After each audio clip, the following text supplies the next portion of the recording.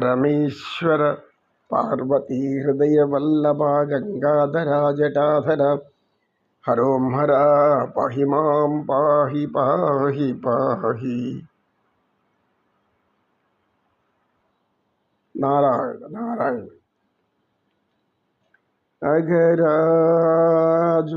నీయానతి కొనినాడో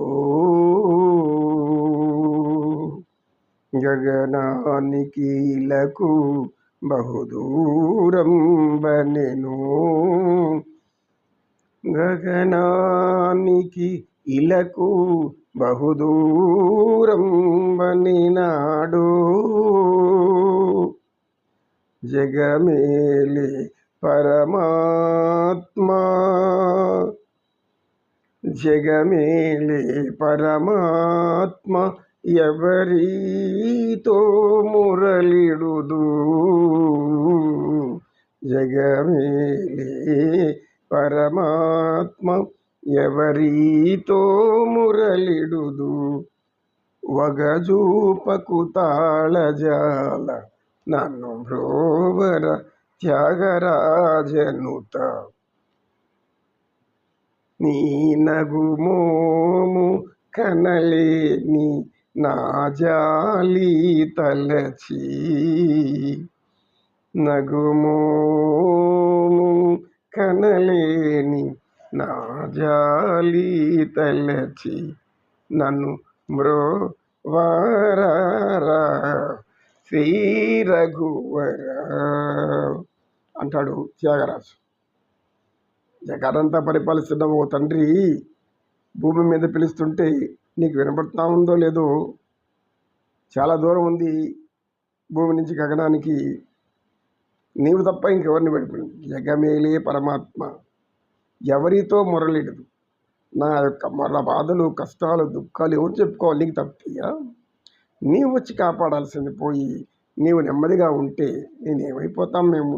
త్యాగరాజు అద్భుతమైన కృతి ఇది. నగుమోము కనలేని మహానందకరమైంది, వింటే పరమానందభరితం. ఇట్లాంటివన్నీ మోక్ష సాధనాలు. ఇట్లాంటివంటి వింటూ ఉంటే మనకు ఆనంద సాగరాలు, మధురానుభూతినిచ్చేటటువంటి పరమ పవిత్రమైనటువంటి మాటలు. పరమేశ్వరుడు మానవులకు తన యొక్క ధర్మాన్ని తెలిపాడు. తెలుసుకోవాల్సింది మనమే. ఎలా ప్రార్థించాలి భగవంతుడిని. త్యాగరాజు, అన్నమయ్య లాంటి వాళ్ళు, రామదాసు లాంటి ఎన్నో మంది ఇలాంటి కీర్తనలు పాడి ఎలా భగవంతుడిని ప్రార్థించాలో చెప్పారు. అంటున్నప్పుడు వెంటనే జ్యోతిర్మయి గురువు గారు అర్జునుడు మానసిక పరిస్థితి, ఆయన ఇంకా విషాద యోగంలో ఏమేమి చెప్పారు అని ఆయన చెప్పింది అన్నీ అనేక విధాల సమస్యలు చెప్తున్నాడు. అంటే అర్జునుడు తనవారు, తన బంధువులు, తన మిత్రులు అనేటువంటి ఒక మనసుని రాగం అనేటటువంటి, అనురాగం అనేటువంటి, ప్రేమ అనేటువంటి బాంధవ్యాలు, బంధుత్వము, అనేక విధాలైనవి ప్రేమానురాగాలను మనసులోకి పెంచుకుంటూ చేశాడు. ఎప్పుడైతే ఇవి పెరుగుతూ వస్తుందో ఎదుటి మనం పెట్టుకున్న లక్ష్యం మనకు మర్చిపోతాం. ఏ లక్ష్యంతో ఇక్కడికి వచ్చామో ఆ లక్ష్యం సాధ్యం కాదు. ఎందుకు కాదు? మారిపోయింది, బుద్ధి మారిపోయింది.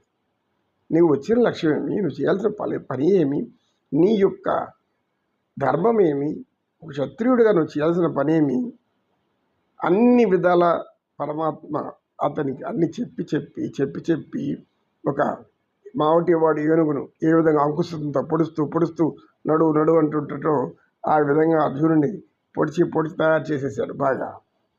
ఒక అర్జునుడు అనుకుంటే కురుక్షేత్రంతో ముగిసిపోతుంది. ఎందుకంటే పక్కన పరమాత్మ ఉన్నాడు కాబట్టి. పరమాత్మ లేకుంటే ఎవరేం చేయలేరు. మనడు కూడా పరమాత్మ ఉన్నాడు కాబట్టి ఏమన్నా మనం 4 మాటలు మాట్లాడుకుంటాం. మాటలు రాలేదు అంటే పరమాత్మ మన నుంచి వెళ్ళిపోతున్నాడు అర్థం. అది అర్థం చేసుకోవాలి. జాతస్య ధ్రువం మరణం. కనుక ఎవడు ఉండేవాళ్ళది భూమి మీద శాశ్వతంగా ఎప్పుడో ఒక కొందరు ముందు కొందరు వెనుక పోవలసిన వాళ్ళు. నారాయణ నారాయణ. నేనే నీ విర్రవేగకూడదు, నేనే సర్వస్వం గర్వపడకూడదు.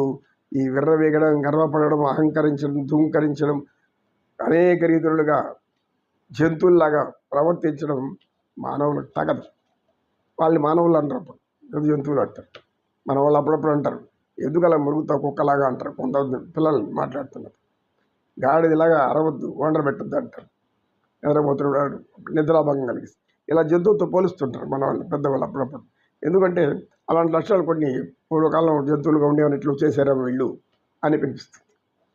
నీవు చేయడిగిన తల్లి నీ యొక్క సమస్య. అర్జునుడు ఇప్పుడు ఏమంటున్నాడంటే, బాబా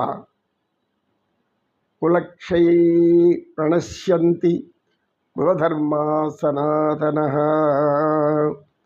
కులక్షయే ప్రణశ్యంతి కులధర్మా సనాతన, ధర్మే నష్టే కిల కృష్ణం అధర్మో అభివ భవాచ్యుత. అయ్యా బావా, నీవేమో ఇంత 18 లక్షల సైన్యం మధ్య నిలబడేశావు. నేనా ఒక్కడే మరి. వెనకాల ఆయన పక్కనే ఉండి ముందు ఆయన రథం ముందు కూర్చొని ఉన్నాడు. ముందు ఎవరున్నారని తెలుసుకోకుండా, నీ ముందు ఎవరు నీకు సహాయం చేసి తెలుసుకోకుండా, వాళ్ళ యొక్క శక్తి సామర్థ్యాలు నీకు అర్థం కాకుండా నా వల్ల కాదు అంటే ఏం చేస్తారు? ఎవరేం చేయలేరు. మానవులకు నేర్పేటటువంటి నీతి ఇది. పరమాత్మ అక్కడ ఈ ధర్మాన్ని ఏం తెలియజేస్తున్నాడంటే, ప్రతి ఒక్కరి యొక్క ఉన్నతికి ఎవరో ఒక మంత్రుడు సహాయం చేస్తారు. మొదటి నుంచి తల్లి కావచ్చు, తండ్రి కావచ్చు, బంధువులు కావచ్చు, ఎవరైనా కావచ్చు. గొప్పగా కదా మారాలి అంటే ఎవరో ఒకరు ముందు ఉంటారు, వెనక ఉంటారు. మనకు అన్ని విధాల రక్షణలు. భగవంతుడు అందరికి ఉండేది ఎవరు? భగవంతుడు. ఎవరు నాకు లేరు అనుకుంటే అది ఒక అజ్ఞానం. ఎంత అజ్ఞానం అంటే అంత అజ్ఞానం. అజ్ఞానినా మయా దోషాన శేషాన్వితామరే క్షమశ్చత్వం శేషశైలశిఖామణి. తిరుపడలవాడ వెంకటరమణ గోవింద గోవింద.